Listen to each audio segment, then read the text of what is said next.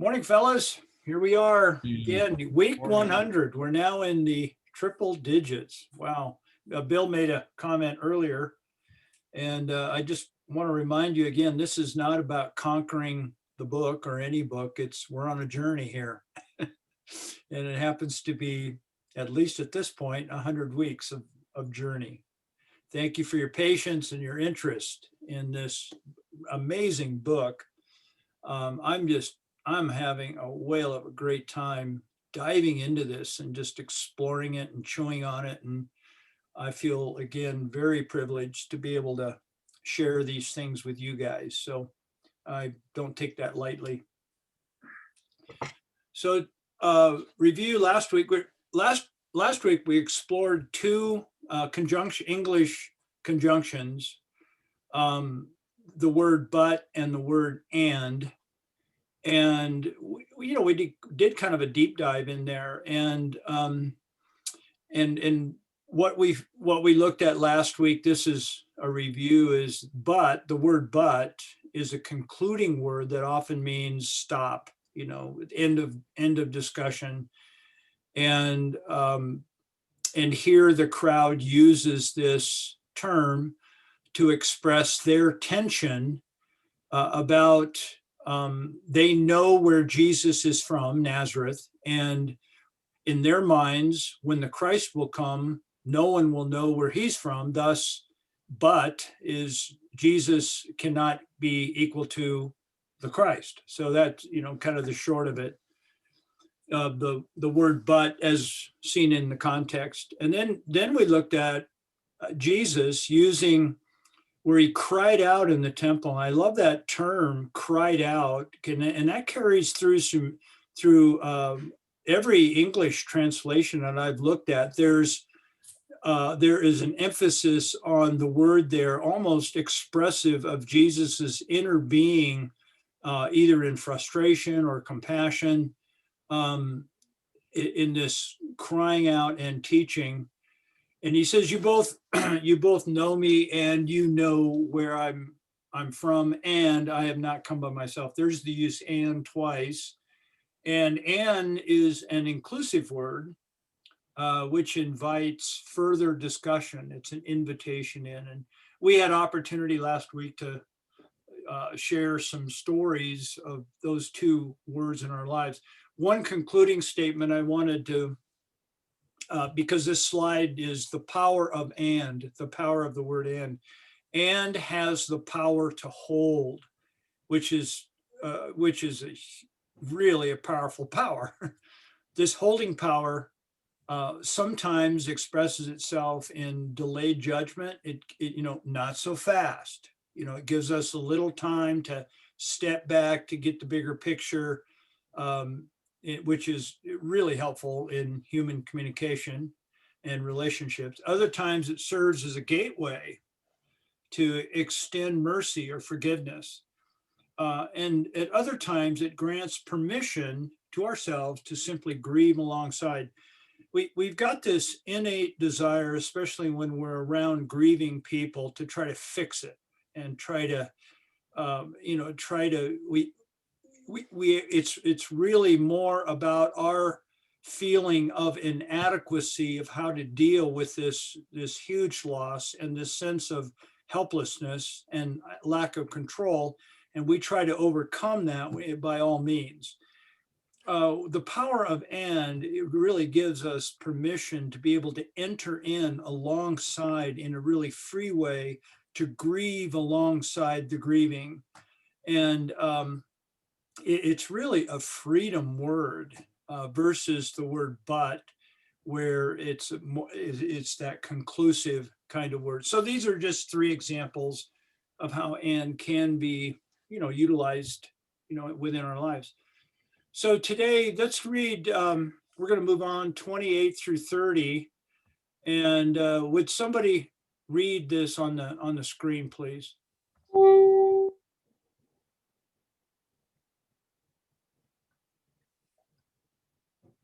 Then Jesus cried out in the temple, teaching and saying, is there a funny sound coming on there or what? I don't know if it's mine or. Okay. So, Then go Jesus ahead. cried out in the temple, teaching and saying, "You both know me and know where I am from, and I have not come of myself. But he who sent me is true, whom you do not know. I know him because I am from him, and he sent me."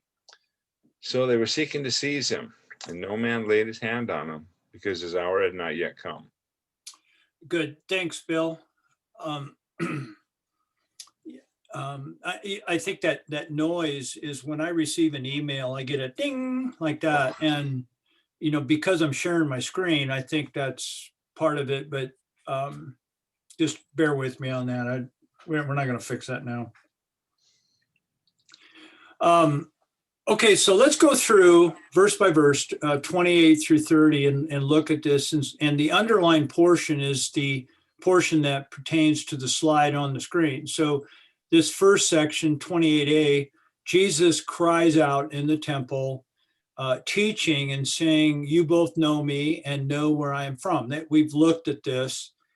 And here, Jesus responds to the crowd by stating, responds back to the crowd by stating to the crowd their perception regarding his origin.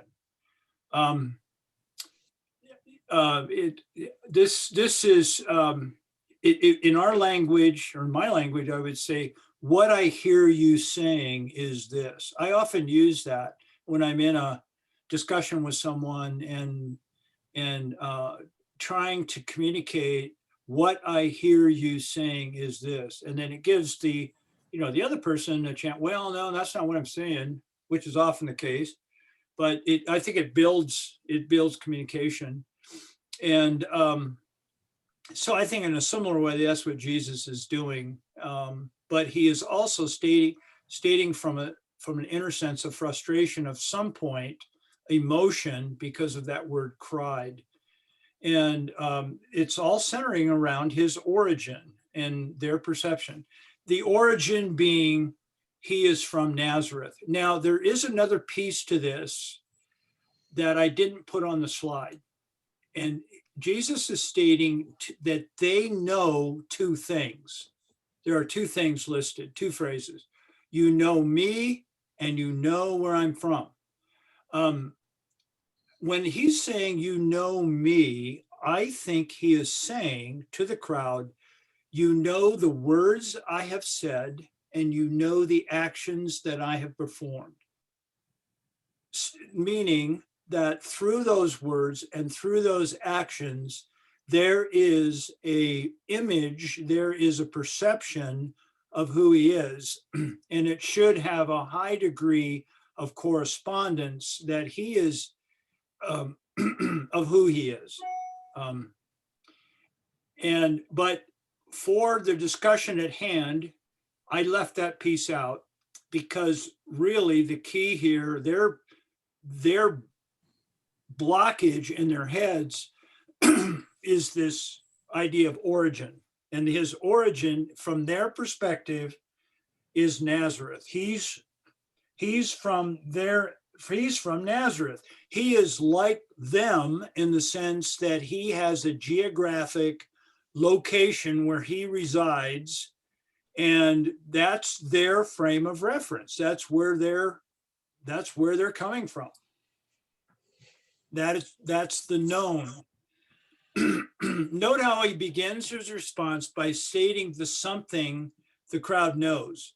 He's going to move from the known to the unknown, because really the crux of where we're going to lead is 28b. That's a disturbing little phrase there, and I'm kind of building you up to that. He's going to lead the crowd from a known to an unknown, and that just makes perfect sense in any kind of discussion.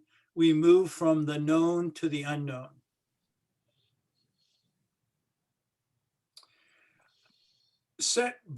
Or in addition to, Jesus continues, there's the underlined phrase, that second phrase, "and I have not come of myself." That's "and," the word "and" again. He is stating, in addition to Nazareth, so to speak, there is more to the story. And he's not only from here, but he is also here. There is another aspect of this that they are not seeing. And that being, he is from the Father. Again, we've used this diagram in numerous ways, and we will continue because it's my way of illustrating what's happening. Both statements are true. We've looked at this before, that this is true and this is true. These two truths, these two number ones, two ones can coexist side by side. They don't equal each other, but they can exist together. And that takes a different level of thinking. Then the third phrase, but, and this is where, remember last week, Jeff, I said, well, the first word that is in this new section is going to be the word but, and there it is. But he who sent me is true, whom you do not know. Now, I'm not going to project my original thoughts on you guys, but when I first read this, I read this through the lens of Jesus is excluding these people. And because of my Christian upbringing, that he's saying you don't have, it's exclusionary, and it's saying you're not saved. It's basically in a very short term, that is where my training has brought me. And those are the eyes that I have always read this text with. However, I'm really looking at things much differently these days. And let me try to explain how I'm seeing this. So I think Jesus is merely restating what is true. What is true is they know him and they know where he's from. And it's also true that he is sent from the Father. And it's also true that these folks don't know the Father yet. They're not there. They are not there because they are here. And there's a gap that exists between their understanding and the understanding of what is true. In a sense, they are living, their perceptions are untrueness, are false, are somewhat true, but not entirely true. And this is why Jesus is stating the Father is true. This is here representing what is. This is true. The crowd and the crowd that he's talking to has some perception, but some false perception of what is true. They're not indwelling in that state. I'm going to go on to something a little bit different here in a minute, but bear with me. He has no derogatory or threatening intent. And this is how I'm interpreting this. He's not threatening them with, you guys are all destined to hell. That's where my binary mind goes. In a binary reading of this text, that's where your head goes. Well, they're not in. He's in, they're not in. But I don't think that is the case. He is not threatening them. He's restating what's true, and quite the contrary, and in sync, this is important, and in sync with how we have observed Jesus with other people. This is an invitation. It's not an exclusion, it's an invitation. Now, how do you get that, Mike? The but right here, the but emphasizes that something is required in order to receive the invitation. And this is where the big rub is. Something is required. The conjunction but There's something that Jesus is calling, inviting these people to. And what is required initially is that they receive the both, the one and the two. And this is what I was struggling with just a couple minutes ago.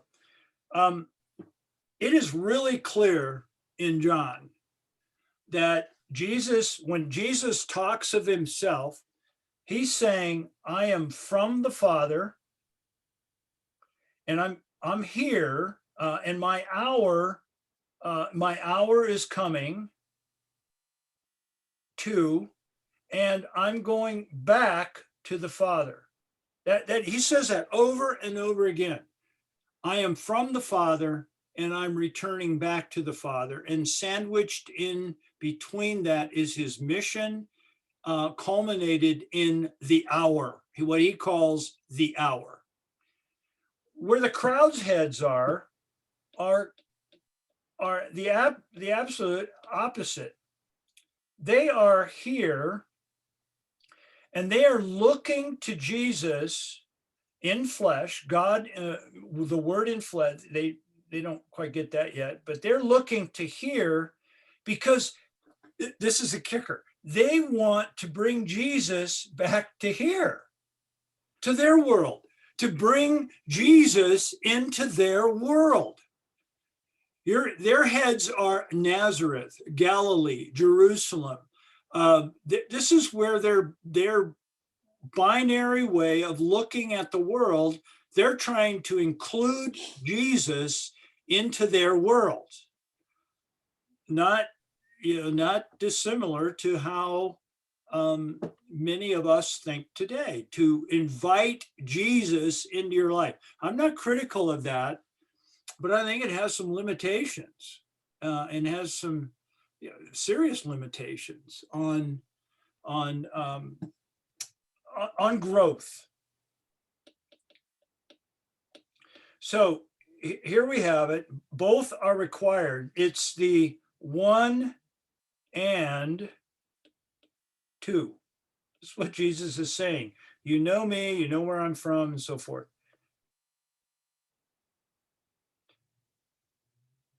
And this requires this idea of receiving the both. That's a hard task, and it requires a dying. It requires a dying. And that's where this big ring comes in at the end of, right at the tail end of layer 3, which is about power. I believe, in order for transformation to take place in our lives, and primarily what Jesus is talking about, is that a major dying has to occur. And it doesn't just happen once, but we learn how to die, is what this is, in my view, about. Now, footnote 1, I'm going to go a little bit more on this. This is a footnote. This is an aside. You're getting an insight into my head, how I'm interpreting this. Jesus is from here. Okay, we know that from the opening text. In the beginning was the Word, and the Word was with God. The Word, in verse 14 of chapter 1, the Word became flesh, the incarnation of Christ. We know that Jesus dwelt. The Word now indwells the human body of Jesus. The Word became flesh. That's Orthodox belief. We know that. Jesus is also, I didn't write also in there, but Jesus, I want to emphasize the two ones dwelling together, these two ideas that seem so strange in regard to the incarnation that we believe in, are dwelling side by side. Jesus is also from here and here, 1 and 2, or 2 and 1, however you want to look at that.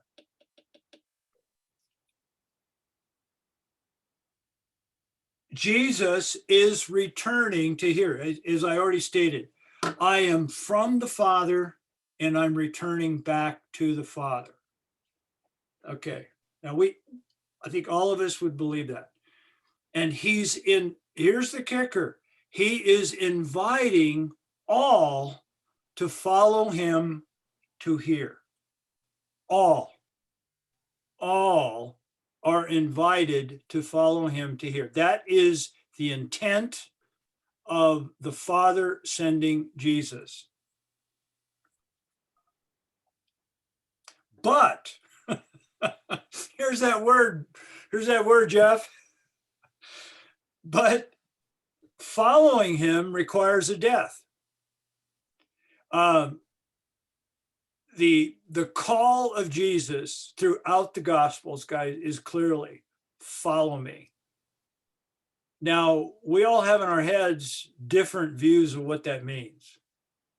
And I think what it means is exactly what's illustrated on the screen. In order to follow Jesus, he's actually calling us to a death. And death is always hard, always hard. The major indicator that a death has occurred in my life and yours is that one can now include the negative. That, in my book, is the indicator. It is a different space to dwell. It's a different place to be. Now, when I say include the negative, I don't mean that we necessarily embrace it or agree with it, but we include it, because most of our life, until we experience this death, we see the negative as something that must be rejected, fought against, denied, numbed. Whatever you want to do is to get it as far away from me as you can, whether it is truly a negative or not. It's a perception. But the major indicator in our lives that a death has occurred is that now I can include it and allow it to dwell. Major step. And I think it is this first step towards true transformation. Jesus included the negative. He went to the cross. Footnote 2. And again, these footnotes are just merely, I'm trying to be as honest and clear as I can of what's in my head and in my heart that's interpreting these texts. So footnote 2. It's commonly held among Christians that the death and resurrection of Jesus Christ took place 2,000 years ago to one man. This one event in history has ramifications for all. And these ramifications are primarily focused on what happens to me when I die. I'm not arguing that. But that is where it was a one-time event. Jesus is the hero who has conquered death, which I agree. And because he did that, when I receive Christ through some means that we have actually derived, that I will then engage in that resurrection life after I die. I'm not arguing that. However, there is something that coexists. However, and in order to understand the teachings of Jesus, it is also helpful to view death and resurrection as a larger pattern. That's a really important word there, larger pattern, of which Jesus inaugurated and invites all to participate in, keyword, experientially. This is when I've been using the word the now. I think, guys, Jesus is talking primarily in the now. When he's talking future, he references it. He says, and a future resurrection. He references it. But I'm viewing when he's talking to look at it within the context of life now. Now, let's look at 1 Corinthians 15, because you're wondering, gee, what is he talking about here? I view it this way. The resurrection is a reality that exists, and that Jesus fits in under the resurrection, that his resurrection of the dead is a result of this larger reality of existence, a resurrection, a life out of death idea, reality, not idea. Guys, it's all around us, the idea of resurrection. We can probably pick it happening every day. Right now, we are in a resurrection season. It's been a little tough with snow on the ground, but every spring, resurrection happens. We have all experienced it to some degree, and we experience it in different ways. In the physical world, we see it, and in the spiritual world, in the emotional world, there is the idea that death is always, or resurrection always follows a death. When there's a death, there is a resurrection. There is a new life. New life comes out of death.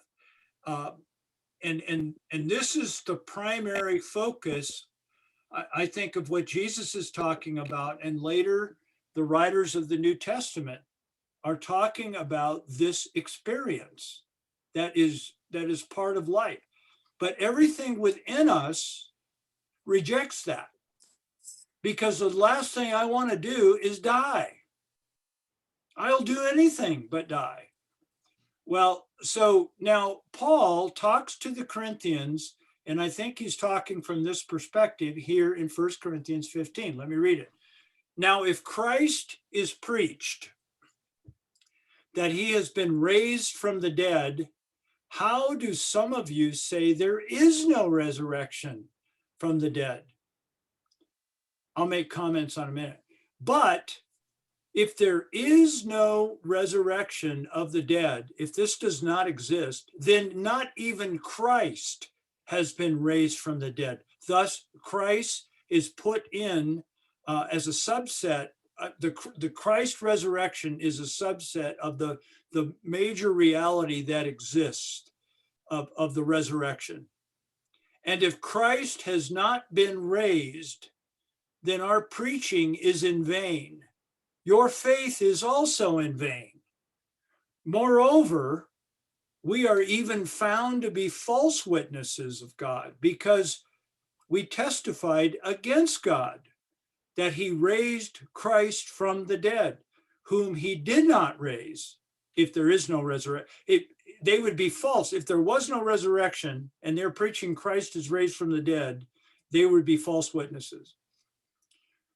Whom he did not, if in fact the dead are not raised, for if the dead are not raised, then not even Christ has been raised. So evidently, and our purpose is not to do a deep dive into this text, but if we were to look at the background of the Corinthians were attempting to hold to a Christian belief that excluded the resurrection somehow.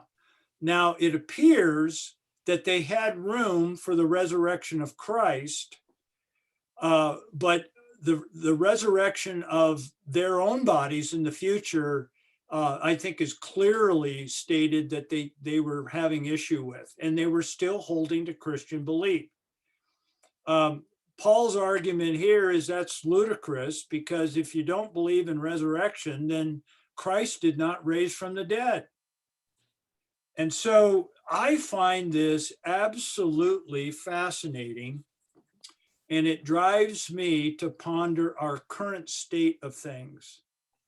What do we think as a church? What role does the resurrection have in our day-to-day lives experientially? Because my experience has been we tend to talk about it once a year at Easter time, and we put it on this victorious thing, on this, we celebrate the victory so that when I die, I can go to heaven. Guys, I think we're missing a huge piece of resurrection living in the day-to-day lives that we are living. Verse 29 goes on. He says, I know him because I am from him and he sent me. Jesus restates once again his origin. I am from him. That's his origin. His relationship, I know him, is in relationship with the Father, and his purpose, he sent me. We know that Jesus is from the Father. He's going back to the Father, and he is here for his hour. He's going to accomplish something. His statement reemphasizes his, what I'm calling the baseline. And I just plopped that in there. His baseline is here. We're going to go back. We've looked at this several times in different contexts. And we're going to continue to go back because this is the baseline. This is what is true. This is where reality exists. And the idea that the crowd is at some level of fogginess, they don't quite see it. This all exists, and this baseline and goal for all humanity, it resides right here. And here is a text that I thought of and put it in here. Jesus is saying that if I am lifted up, and he's alluding to the Moses, the serpent passage out of Exodus. If I am lifted up from the earth, I will draw all men to myself. And of course, we know he's not excluding women here. It's just how it was stated. The idea being that Jesus is going here, and his intent for all humanity is here, to be drawn in. We're gonna really do a deep dive in that when we get to John 17. But everything is focused on here. Jesus is drawing all things to himself. Now, here's the conclusion of this section. So, which is, we look at it, our minds go, what on earth is going on? Well, on one hand, but on the other hand, I understand it. So they were seeking to seize him, and no man laid hand on him because his hour had not yet come. There it is. His hour had not yet come. So what is going on here? You know, he's, in my book, he's inviting them into this life. He's pointing out, they know him, and I'm going to take you to someplace new. They reject it. They not only reject it, they want to seize him and control him. The result is the crowd responds in violence. We've seen a little bit of that in the last year. Violence. And this violence is an act to control. We ask why. Why are these people responding in this way? Well, here's my attempt. The crowd is collectively functioning from layer 2. Layer 2, as we've already looked, is belonging. It's the idea of love is part of this, and acceptance, but it reverts and digresses into tribalism. Who is right and who is wrong? The ins and the outs. This is the functional layer, layer 2. This is the issues of the binary, untransformed mind. When the crowd hears Jesus speaking, they hear exclusion. Same as many of us read the text today. I know the Father and you don't. They are hearing exclusion.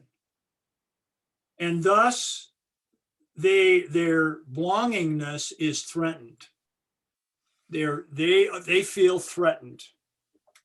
The same way you and I feel threatened when someone brings an idea that is not quite in sync with how my head sees it. I feel threatened, and then I have to put on my defensive posture and defend.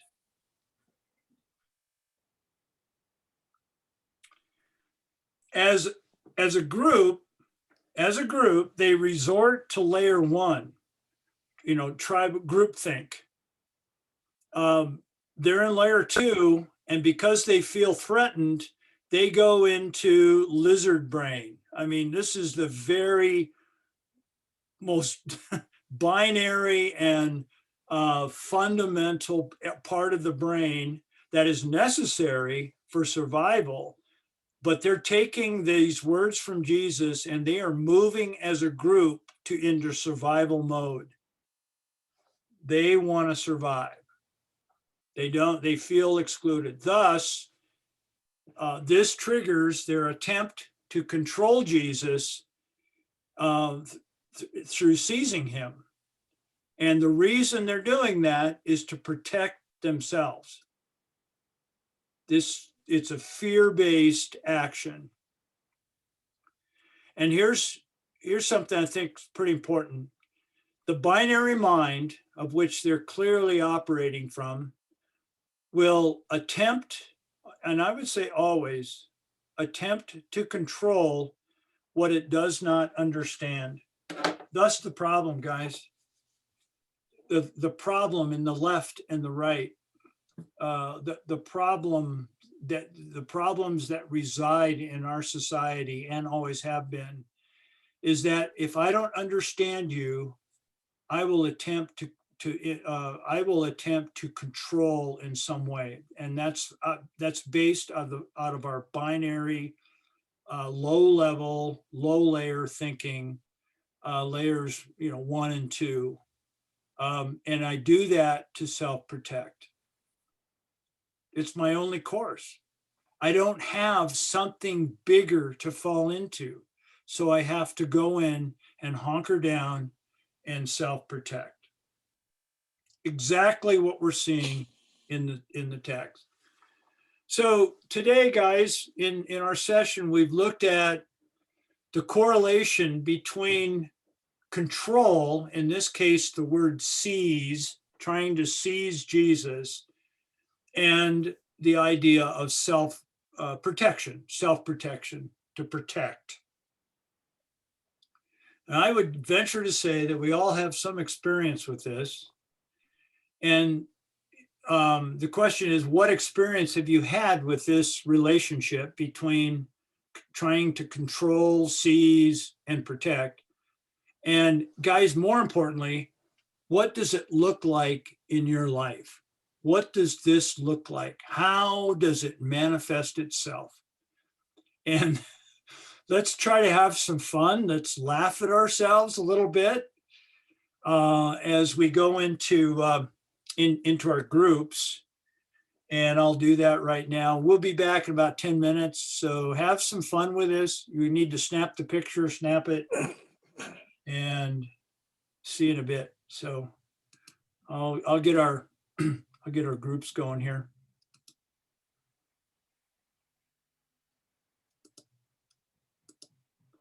Here we go.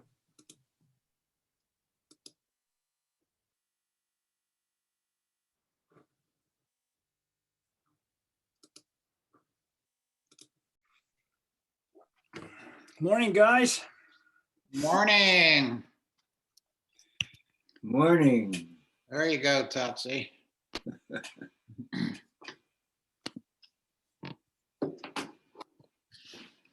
So what does it look like? This need to control, guys, to seize. What's it look like in your life?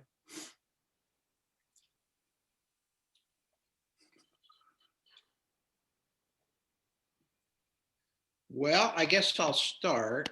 So in the last couple of years, I was exposed to this thing called the Enneagram, actually probably the last year, which is different personality types. And my type is I'm a challenger. I challenge things, but a major piece of I became aware of